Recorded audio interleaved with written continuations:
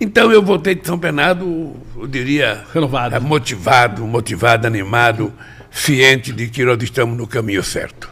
Quando o trabalhador está feliz, significa que as coisas vão indo bem. E nesse aspecto, o Desenrola também está dando uma repercussão na rua muito grande, né? Porque muita gente já resolveu o seu problema, muita gente está muito perto de resolver, e isso está criando também um clima você falou, do dinheiro no bolso e voltar a consumir, né? Olha, você está lembrado que isso foi uma peça de campanha. Durante a campanha a gente disse que ia fazer esse programa para abater a dívida de quase 72% da população brasileira que estava endividada. Pessoas que estão endividadas com a conta de luz, com a conta d'água. Pessoas que se endividaram porque usaram o cartão de crédito para comprar comida em momentos difíceis. Sabe, você sabe que quem tem cartão de crédito às vezes esquece de que tem que pagar, né? Então, na hora de comprar, você não vê dinheiro, você põe o cartão. Mas um pedacinho de plástico, né? Um tempo depois, chega o valor da tua conta para você pagar. Então, as pessoas que estavam endividadas, nós resolvemos tomar a decisão de ajudar. Ou seja, nós estamos atendendo primeiro aquelas pessoas que devem até R$100, que quase todos vão ser zerados, vão ficar todos livres. Depois nós começamos com a turma que ganha até R$20 mil, sabe, que tem dívida em banco, os bancos estão chamando, e me parece que é um sucesso extraordinário. Tem gente reduzindo em 90% a sua dívida. E agora, em setembro, vai entrar o grosso. Vai entrar o grosso, que são pessoas até R$5 mil, R$2 mil, R$1.500, R$3 mil, pessoas que estão devendo no varejo. Aí, com as lojas, tem que resolver com as lojas. Pessoas que compraram e que estão devendo, que não conseguem pagar e que estão no Serasa, essa também ainda vamos tentar ajudar. Então esse é o grosso que vai começar agora e será o grande teste do programa. Mas até agora, o sucesso do Desenrola é muito maior do que a expectativa. O sucesso dele, a procura e a competência de funcionamento, ou seja, as coisas funcionaram bem. Os bancos trabalharam bem, as pessoas que têm dívida trabalharam bem, sabe, o governo articulou corretamente. Então, eu só posso dar os parabéns aos companheiros que, sabe, arquitetaram o Desenrola, porque ele vai ser um sucesso e eu espero que a partir de setembro ele resolva totalmente o problema do pessoal que está com dívida pequena no Brasil. Por falar em problema, presidente, a gente soube que o senhor esteve no hospital lá em São Paulo para tratar desse quadril, desse problema na perna que te incomoda.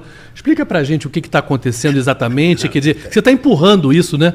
Que é um incômodo, precisa operar, O que está acontecendo? Eu estou como jogador de bola que não quer dizer para o técnico que está sentindo uma dor para não ir para o banco. Ele quer continuar jogando e ele finge que não está doendo. Eu tenho um problema na cabeça do fêmur. Faz tempo que eu tenho isso. Uma vez o médico me disse o seguinte: olha, o presidente, a cabeça do fêmur, essa dor no quadril, só quem vai decidir operar é o senhor, porque é o senhor que sabe o limite da sua dor. Uhum. Vai chegar um dia que você vai dizer, vai ter que operar.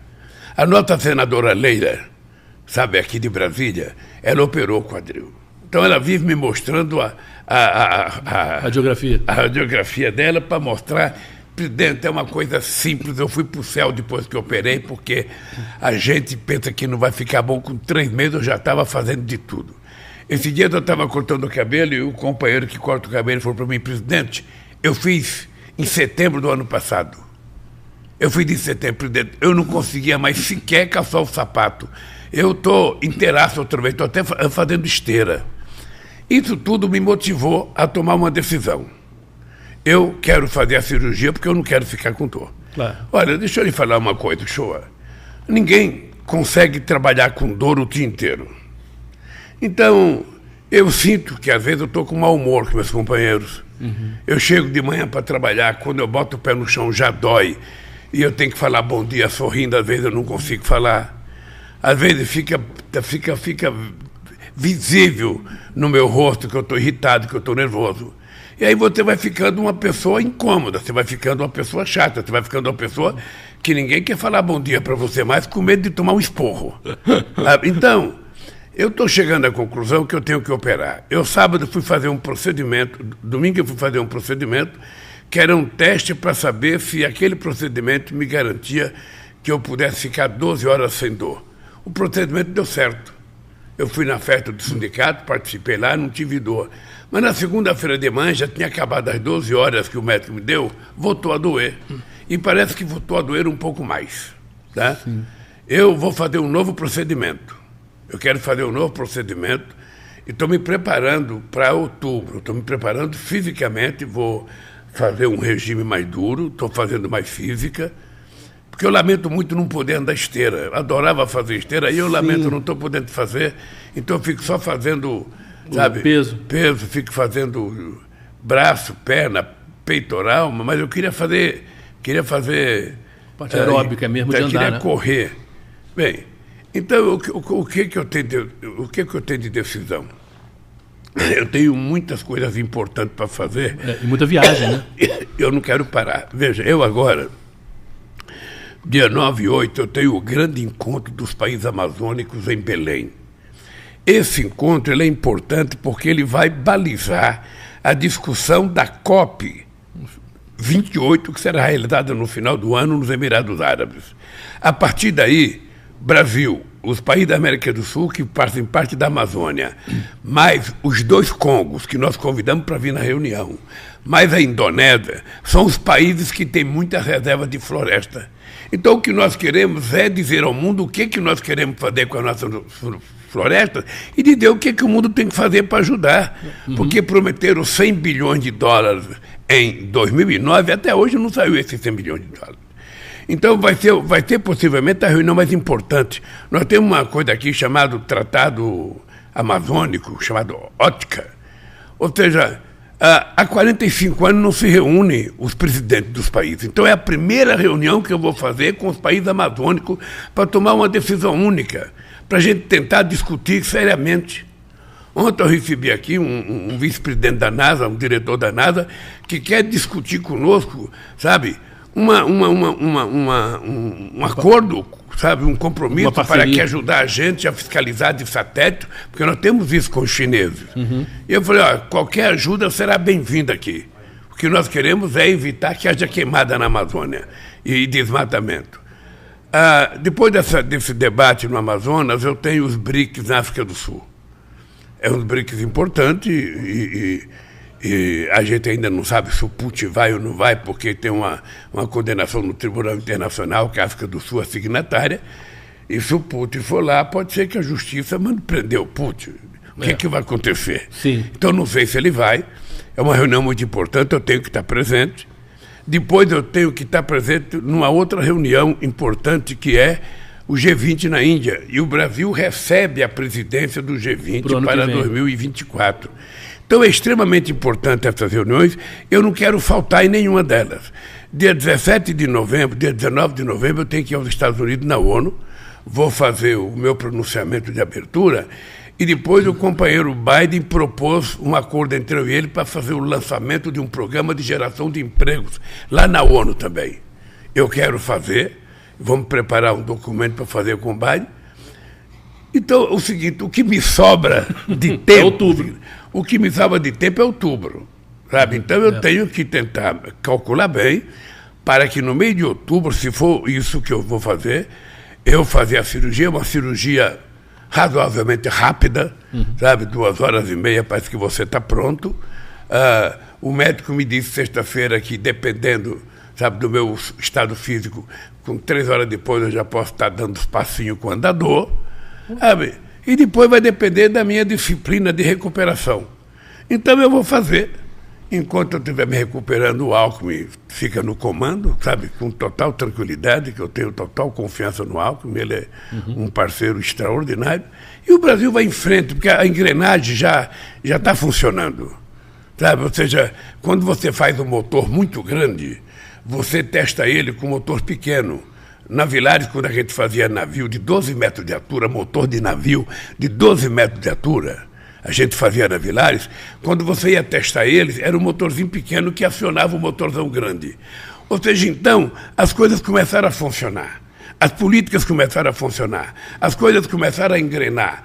Sabe, universidade, sabe, pesquisa, instituto, tudo está funcionando, o Bolsa Família funcionando, o PA funcionando, a questão da segurança pública funcionando, a Polícia Federal funcionando. Ou seja, as coisas estão indo. sabe? Então, eu estou mais tranquilo. Eu estou com essa preocupação só de fazer. É uma tranquilidade do ponto de vista científico, porque a medicina está muito avançada nessas operações, e eu vou fazer, porque eu não quero ficar com dor.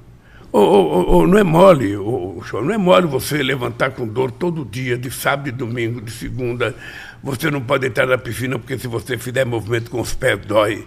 Sabe? Então é um negócio enjoado. Você já levou o máximo que podia. Eu sou uma pessoa que eu gosto de brincar muito, eu sou um cara de bom humor, então se eu ficar, sabe, mal-humorado, não vai ser legal. Não é você, né? Legal. Aí você começa a brigar até com as cachorrinhas, sabe? Não dá, eu quero ficar de bom humor, porque eu quero fazer esse país dar certo. Eu assumi um compromisso com o povo brasileiro. Não quero fazer nenhum milagre, eu só quero que esse povo volte a comer bem, que esse povo volte a trabalhar, que esse povo volte a morar, que as crianças possam estudar em escola de tempo integral, que nós vamos fazer o lançamento agora, escola de tempo integral, para garantir que a criança tenha mais capacidade de estudo, mais tempo de estudo e mais segurança, porque está dentro da escola. A gente vai fazer isso. Eu quero que as pessoas voltem a viver bem nesse país. Quando a família está bem, está tudo bem no mundo. Quando a família está mal, pai e mãe estão se degladiando, estão brigando, está tudo azedo, sabe? Eu tinha uma coisa que eu dizia sempre assim para Marisa, quando eu estava no sindicato, eu falava, a gente não pode brigar, porque se a gente briga, você vai trabalhar azedo. Eu não gosto de brigar com a casa. Não gosto de brigar em casa, às vezes quer brigar comigo, não tem briga. Comigo não tem briga porque eu já brigo lá fora. Eu já aturo Pimenta, eu aturo Stuka, o Crispiniano, o dia inteiro, o Marcolinha, ou seja, não, eu quero brigar em casa não, em casa eu quero Casa é paz. Em casa eu quero paz e amor. E se possível namorar bastante, é assim que é a vida. Essa coisa que você falou de estar bem em casa, né? E uma das coisas dessa semana que vocês fizeram foi o negócio da segurança alimentar, né? De cozinha solidária.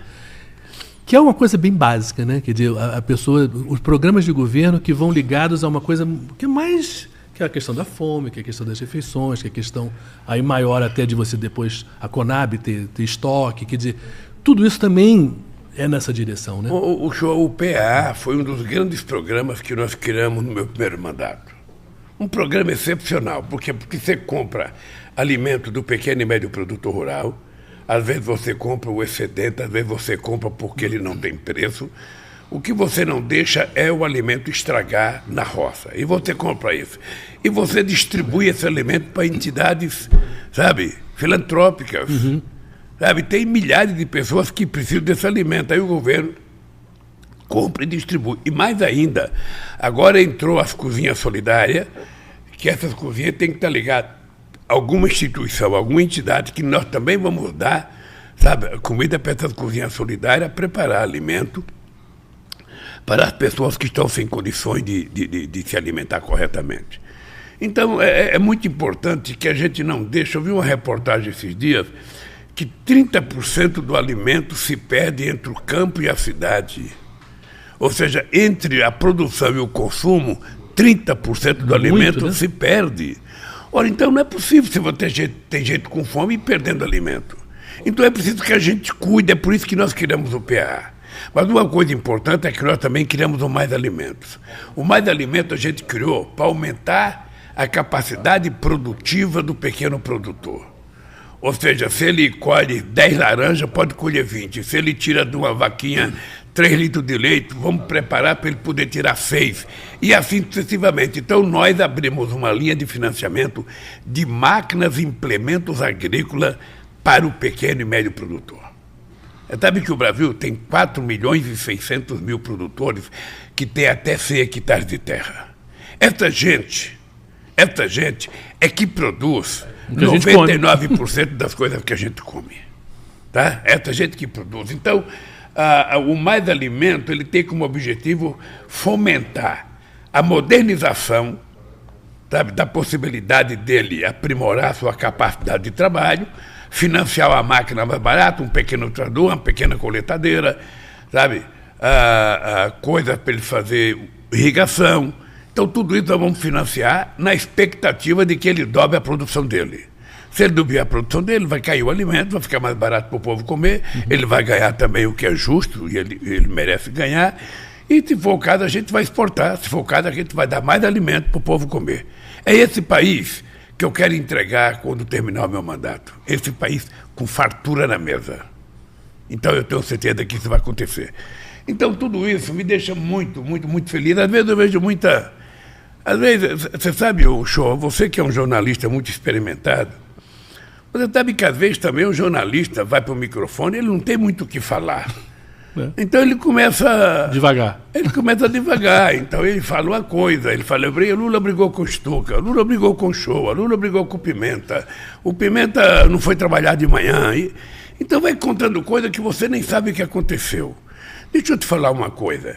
O Lula não conversa com o Centrão. O Lula conversa com os partidos políticos individualmente. Eu posso conversar com o PP, eu posso conversar com a União Brasil, eu posso conversar com os partidos que são da base, mas eu não reúno o Centrão. O Centrão não existe. O Centrão é o ajuntamento de um grupo de partidos em determinadas situações. Eles nasceram na Constituinte de 88, com o Roberto Cardoso Alves, com o Fiuza, com o Delfim, sabe? Que não queriam que a esquerda avançasse muito, então quando a gente estava avançando muito nos direitos sociais, criou-se o Centrão, ou seja, todos os partidos mais conservadores se juntaram. Eles estão aí, representados em 50 partidos. Então eu não quero conversar com o Centrão enquanto organização, eu quero conversar com o PP, eu quero conversar com os republicanos, eu quero conversar com o PSD, sabe? Eu quero conversar com a União Brasil. É assim que a gente conversa. E é normal que, se esses partidos quiserem apoiar a gente, eles queiram participar do governo e você tentar arrumar um lugar para colocar, para dar tranquilidade ao governo nas votações que nós precisamos para melhor aprimorar o funcionamento do Brasil. É exatamente isso que vai acontecer.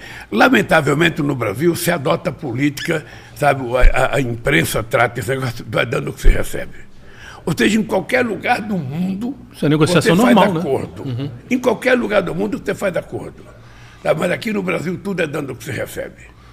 Então, eu trato isso com mais clareza, eu trato isso com mais simpatia. Ou seja, eu converso com o deputado, eu converso com o senador, eu mandei um projeto de lei, ele não é obrigado a concordar com o meu projeto de lei, ele pode propor mudança, sabe?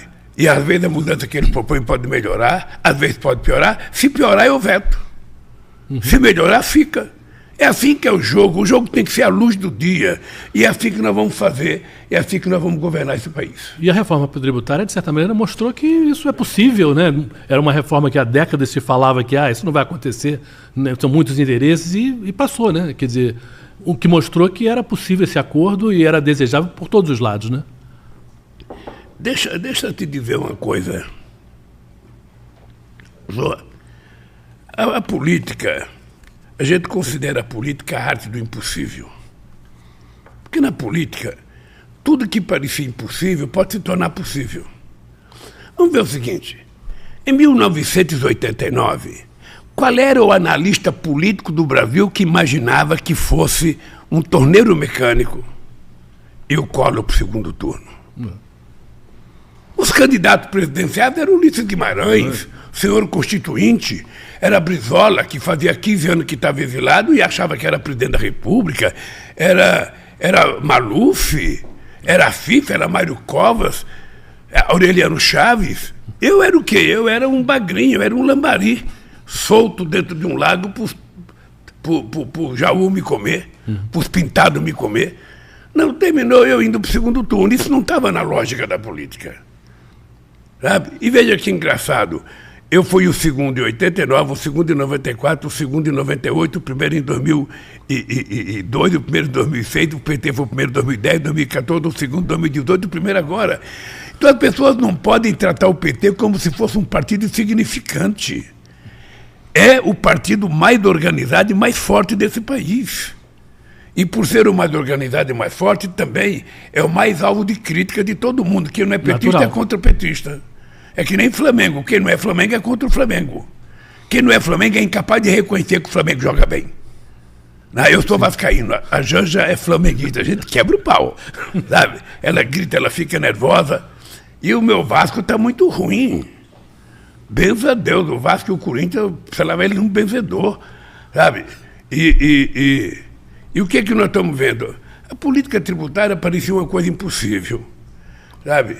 E o Haddad foi costurando, o Crispiniano, o companheiro Guimarães, o companheiro Jacques Wagner, o companheiro Padilha, foram conversando ali, conversando ali, tem uma coisa a mais aqui, uma coisa a menos ali, você vai tirando, daqui a pouco tem um formato de uma política tributária aprovada que tem como objetivo baratear a quantidade de imposto, diminuir, sabe, tipificar com coisas menos burocráticas, e fazer com que a gente, cobrando menos, arrecade mais, porque todo mundo vai ser obrigado a pagar. Então, se isso der certo, é um bem para o Brasil, não é um bem para o Lula, que já está com 77 anos, é um bem para quem nasceu agora. É um bem para o meu bisneto, para a minha bisneta, sabe? É isso que está acontecendo no Congresso Nacional. Eu tenho conversado com o Pacheco, eu tenho conversado com o Lira, eu tenho conversado com os líderes. Ora, o que eu sinto, na verdade, é que as pessoas estão com muita boa vontade de fazer as coisas acontecer. O que eu sinto é isso. Sabe? E é direito das pessoas quererem fazer acontecer e falar o seguinte: olha, eu estou a fim de participar do governo. Para participar do governo, você pode ter um ministério. Agora, não é o partido que quer vir para o governo que escolhe o ministério. Quem escolhe o ministério é o presidente da República. Quem indica o ministério é o presidente da República.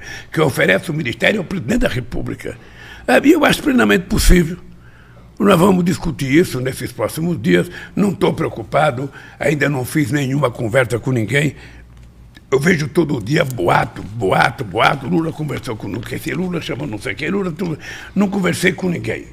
Por favor, se tiverem que falar de mim, fala o seguinte: o presidente não conversou com ninguém. Se tiver gente falando que conversou com o presidente, é mentira. É mentira. Quando eu conversar, eu terei todo interesse, que a imprensa saiba, porque não tem conversa sigilosa na minha vida política. E não tem por que esconder, quer dizer, é uma coisa que é para o bem do Brasil, quer dizer, não tem por que teria. O técnico querer escolher o jogador que vai colocar em campo. Ele fica, não vou só no vestiário, só no vestiário. Mas uma hora vai ter que colocar o cara em campo, todo mundo vai saber quem é que vai jogar. E você tem que escolher o cara que vai contribuir mais com o país. Presidente, assim como o Congresso, o senhor tem a sensação, na rua, no Congresso, de que há uma vontade do Brasil de mais paz? E paz, estou falando no sentido de não ser tão agressivo, de poder negociar, de poder conversar, de poder realmente chegar a um acordo para o bem do país e de deixar para trás uma coisa que dividiu a gente. Isso está caminhando nessa direção? Acho que nós estamos caminhando nessa direção. Eu sinto, e todo mundo que fala comigo mostra que tem um clima mais tranquilo. Ainda tem algumas pessoas viciadas no passado. Lamentavelmente, tem algumas pessoas que parece que a cabeça ficou atrofiada e as pessoas não querem evoluir. Em todo lugar, no meio dos trabalhadores, no meio dos empresários, no meio dos intelectuais, no meio dos banqueiros, não é um outro sentimento. Tem muita gente. E nós não podemos ficar brigando com essa gente. O que nós precisamos é ir conversando, tendo paciência. Veja, quando acontece aquilo que aconteceu com o Alexandre de Moraes no aeroporto de Roma, sabe, eu acho que um cidadão que faz isso, ele não é um ser humano que você pode ter respeito por ele. Ele é um canalha. Porque ele precisava pelo menos ser educado. O ministro estava com a mulher, o ministro estava com o filho, porque se vale a moda desse cidadão que vai xingar um ministro que votou uma coisa que ele não gosta, os ministros não terão mais sossego no Brasil. Ou seja, o voto vai ter que ser secreto para que ninguém saiba naquilo que o ministro votou. Porque não é normal. Eu tenho 77 anos, fiz oposição 50, eu nunca xinguei uma pessoa no aeroporto. Se tivesse lá o meu pior inimigo eleitoral, eu cumprimentava ele e ia sentar noutra mesa. Qual é o direito do cidadão achar que ele pode xingar, que ele pode ofender, que ele pode bater numa criança, que ele pode dar um tapa no rosto de uma criança, que ele pode chamar alguém de ladrão sem nenhuma prova? Sabe? Toda vez, o senhor pode guardar na tua cabeça, pode guardar. Toda vez que você entrar num lugar que alguém te provocar, esse alguém é um 71. Pode ter certeza. Se for uma mulher, se ele for daqueles grosseiros que vai te xingar, ele é um 71. Pode saber que ele tem processo. Ele cometeu algum erro, algum crime, ele já foi processado, ou ele é estelionatário, qualquer coisa. Porque um homem sério e uma mulher séria, se estiver num restaurante, eles não irão ofender ninguém. Eles poderão não gostar, poderão não cumprimentar, poderão nem olhar para o teu lado, mas ofender não vão. Quando o cara ofende, é porque é um 71 mesmo. Pode ir atrás. Pode ir atrás. Eu lembro do cara que ofendeu o Padilha. Eu falei, Padilha, vai atrás para ver. Foi atrás, do cara tinha 17 processos. Sim. Esses são os honestos. Sabe? Então, essas coisas a gente não pode brincar. Se a gente quiser tornar o Brasil um país civilizado, sabe, ninguém é obrigado a concordar com ninguém. Ninguém é obrigado a gostar de ninguém. Cada um é aquilo que quer. As pessoas não precisam ser o que a gente quer que elas sejam para a gente gostar, não. As pessoas são como elas são, você gosta ou não. A única coisa que eu peço é o seguinte, vamos nos respeitar. Vamos viver de forma civilizada. Porque, afinal de contas, nós somos tidos como o único animal inteligente, e a inteligência não pode ser usada para irracionalidade. É isso que eu peço ao povo brasileiro. Presidente, nessa direção, o que passou, o Flávio Dino passou agora em relação à questão do armamento, né, de ter um maior controle, diminuir o número de armas no Brasil, e essa coisa que estava louca, estava aberta para todo, gente comprando 60 armas como se fosse um exército particular. Isso também é muito importante, né? Porque... Olha, o show é extremamente importante. Veja, tinha uma confusão, se pode utilizar arma, se pode liberar CAC, se pode liberar... Não, eu acho que nós temos que ter claro o seguinte, por que o cidadão quer uma pistola 9mm? Por que ele quer? O que ele vai fazer com essa arma? Vai fazer coleção? Vai brincar de tiro? Porque, no fundo, esse decreto de liberação de arma que o presidente anterior fez era para agradar o crime organizado. Porque quem consegue comprar é o crime organizado e gente que tem dinheiro. Pobre trabalhador não está conseguindo comprar comida, não está conseguindo comprar o material escolar do seu filho, não está conseguindo colocar um brinquedo que o moleque precisa no Natal. Então como é que as pessoas que trabalham vão comprar fuzil, vão comprar rifle, vão comprar 10 pistolas, 12 pistolas, 15 pistolas? Que diabo é isso? As pessoas querem comprar carne, as pessoas querem comprar óleo, querem comprar cebola, querem comprar, sabe, coisa para comer, as pessoas querem comprar coisa para escrever, querem comprar livro, as pessoas não querem violência. Então tem uma meia dúzia aí de pessoas que querem, não, vamos abrir. Eu, sinceramente, eu não acho que o empresário que tem um lugar de praticar tiro é empresário. Eu, sinceramente, não acho. Eu já disse para o Flávio Dino, nós temos que fechar quase todos, só deixar aberto aqueles que são da polícia militar e do exército, ou da polícia civil. É a organização policial que tem que ter lugar para tirar, para treinar tiro. Não é a sociedade brasileira, nós não estamos preparando uma revolução, eles tentaram preparar um golpe, FIFO. Nós não. Nós queremos é preparar a democracia, fortalecer a democracia, mais participação da sociedade brasileira, mais participação na política, mais participação na escola, mais participação, sabe, em show de artista, mais participação, sabe, na construção de coisas boas, de coisas positivas. Então, para que arma?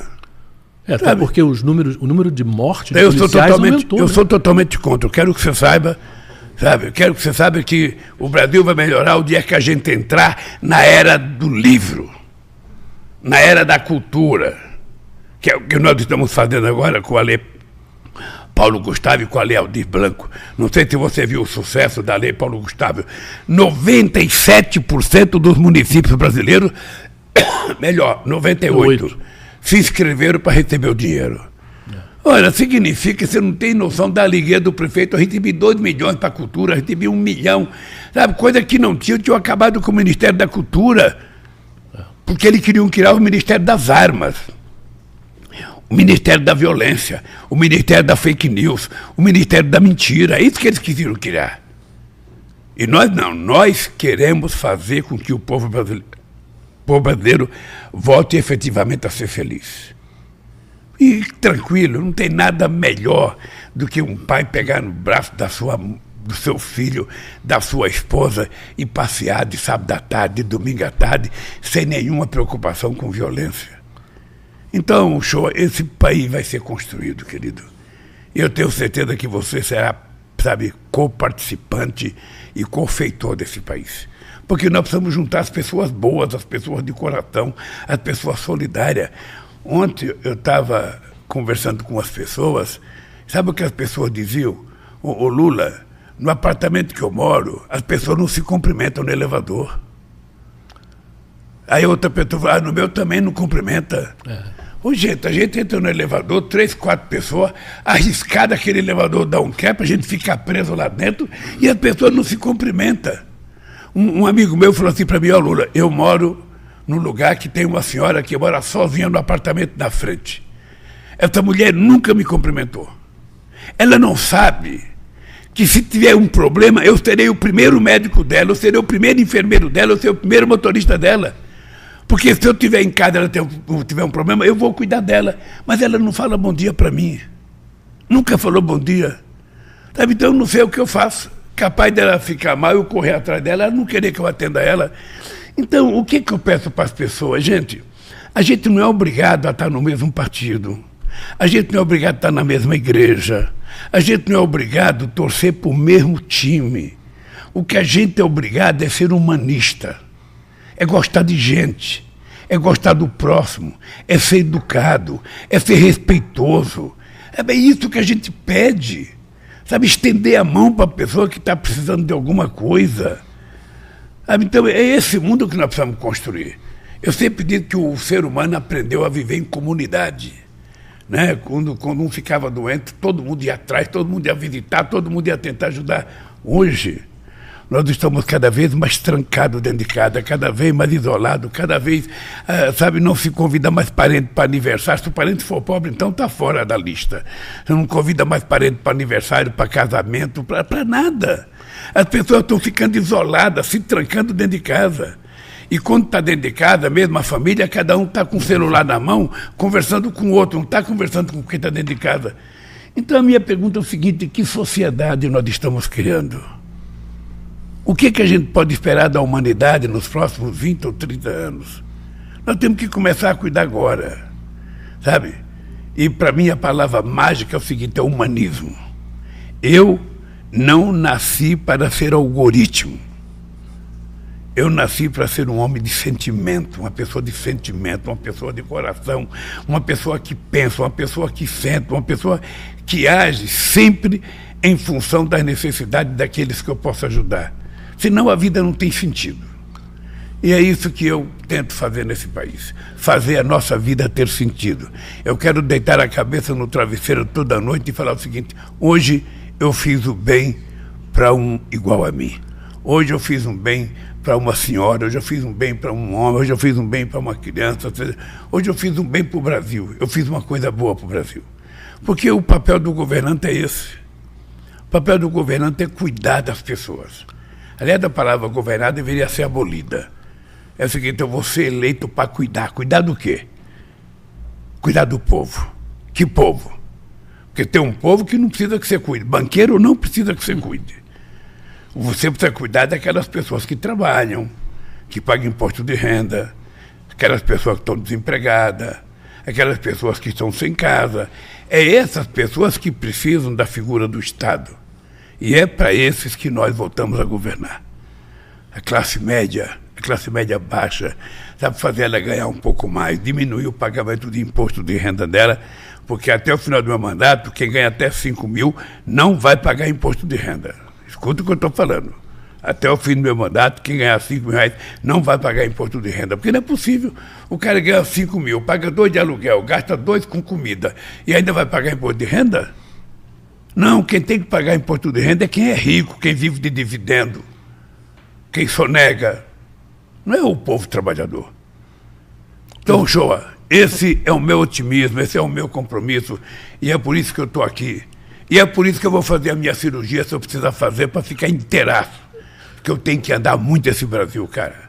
Eu tenho que andar muito esse Brasil para a gente poder levantar a moral da tropa. Presidente, então, para encerrar, essa volta, essa cordialidade, essa paz, essa alegria que você prega, você viveu um pouquinho, né, ontem, né, com a Seleção Brasileira Feminina. Você juntou um timaço de mulheres aqui, né? A Janja estava, as ministras estavam, enfim. Foi uma alegria, né? 4-0 foi uma coisa já boa Esse é um bom começo pra gente. Né? Eu senti isso ao meio tempo, que era muita mulher e eu sozinho de homem. Eu resolvi me mancar. Mas veja, só para você saber uma coisa, das 17 jogadoras que foram convocadas para a seleção, que estão lá, 17 recebem, das 23, 17 recebem Bolsa Atleta. Tá? Só para você ter ideia. Hoje o Bolsa Atleta tem 7.887 atletas inscritos recebendo uma certa quantia de dinheiro que é variável. Nós criamos esse programa em 2004. Então, por que a gente criou o Bolsa Atleta? Porque as pessoas só conseguem sobreviver, sabe, do esporte quando ela fica famosa. Sim. Se ela ganhar um campeonato de surf, ela fica famosa, vai ganhar publicidade. Se ela ganha de boxe, se ela ganha... Mas até chegar lá, às vezes a pessoa não tem dinheiro para comprar um tênis. Um tênis. E não dos melhores, um tênis. Para as pessoas correrem. A maioria das cidades não estão preparadas sequer para ter um atleta profissional. Então o que a gente fez foi criar um programa para ajudar. O que é importante é que cada prefeito desse país comece a se preocupar em que cada cidade tem um estádio, em volta desse estádio tem que ter pista de atletismo, tem que ter a piscina, tem que ter condição da gente poder ver essa meninada ter futuro. Então eu fico feliz, a meninada jogou bem, jogou muito bem. Aquela companheira que marcou os 3 gols, a Ari ela é uma que recebeu o Bolsa Atleta, tá? Ela é uma que recebeu o Bolsa Atleta, então ela está de parabéns. Plantando dá. Plantando dá. Eu vou voltar aqui, no Brasil se plantando tudo dá. Na hora que você investe, na hora que você acredita, na hora que você abre a porta das oportunidades para as pessoas, mesmo aquelas pessoas que você imaginava que não ia para lugar nenhum, ela vai. Mesmo aquelas pessoas. Eu vi a história do Santos Dumont no dia de homenagem ao Santos Dumont. Eu não conhecia os detalhes da história. Mas você veja uma coisa, está certo que o pai do Santos Dumont tinha dinheiro, né? Mas o pai do Santos Dumont disse para ele: olha, meu filho, você não precisa ter um diploma universitário. Você vai para lá para aprender eletricidade, mecânica e motor. Vai lá, aprenda. E foi isso que ele foi, e por isso que ele se tornou um inventor extraordinário. Eu acho que o único inventor do avião. Os americanos tentam dizer que foram eles, mas eles fizeram uma catapulta, era quase que um estilingue para levantar avião. O primeiro aparelho mais pesado que o ar que subiu foi o nosso querido Santos Dumont. Que muitas vezes eu acho que no Brasil ele não é muito respeitado, porque se queira muito... lembrado, né? O Brasil não está preparado para ter heróis. É engraçado isso, o Brasil às vezes não gosta de ter heróis, sabe? E eu acho que o Santos Dumont é um cara que deveria ser muito respeitado no Brasil, sabe? Porque não só inventou relógio, como inventou o relógio de pulso. Inventou relógio de pulso. Ninguém sabe, mas ele inventou. Sabe? Aí hoje eu estou com o relógio de pulso aqui, Chico, ó. Esse relógio aqui eu ganhei em 2005 do Chirac, no ano de aniversário, no ano de comemoração do Brasil. Sim. A França fez uma homenagem ao Brasil, os nossos fuzileiros navais foram desfilar no desfile da França. E aí, de repente, o Chirac me deu esse relógio. Você sabe que esse relógio ficou perdido 25 anos? Como assim? Você deixou ele... Não, eu não sabia onde estava. Sim. Quando agora eu fui mudar, que eu fui abrir gaveta, estava lá. Aí eu estou usando ele aqui para ver se ele está bom ainda. Ele tem um escudo brasileiro. Ó. É mesmo. Pô, especial, então. E tem meu nome aqui atrás. De Chirac para Lula. Bom, feito na França, que foi onde o Santos Dumont voou. Isso. Né, por 14 bis. Aqui é homenagem ao Santos Dumont. Não. Mas é isso, show. Deixa eu lhe falar. A gente pode, nessas conversas que a gente está fazendo aqui, a gente pode fazer o povo ir compreendendo as coisas. Porque a gente tem que conversar com as pessoas. A gente tem que fazer as pessoas entenderem as coisas.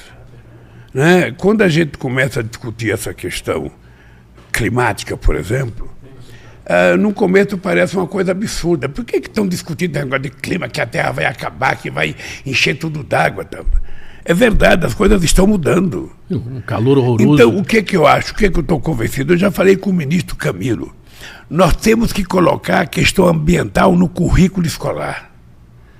Uma criança, quando começa a aprender, é importante ele saber que Cabral descobriu o Brasil, é importante ele saber que existiu o Zumbi de Palmares, é importante ele saber que existiu o Tiradentes, mas é importante ele saber o que vai acontecer nos dias dele.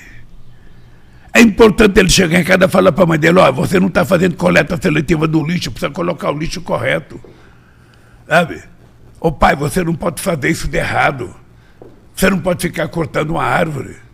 Ora, se nós temos 30 milhões de hectares de terras nesse país degradadas que pode ser recuperada, por que um cidadão tem que cortar uma árvore de 200 anos para fazer cadeira, para fazer cama?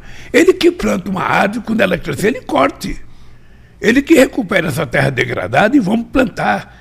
Planta o que ele quiser, planta mogno, planta figueira, planta pau-brasil, planta jacarandá, escolha o que quer plantar e plante.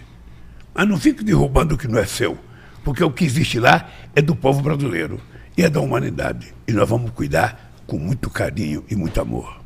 Obrigado, presidente. Mais um programa que conversa com o presidente, uma muito gostosa conversa. Todo mundo, agradeço aí que todo mundo que ouviu a gente no YouTube, quem vai ver mais tarde, nas rádios também, no canal Gov agora, que está inaugurando hoje aqui em Brasília, e vai passar todo mundo saber tudo que o governo está fazendo para a sua vida e para o país de uma maneira geral. Enfim, terça-feira que vem a gente está junto de novo. Muito bem.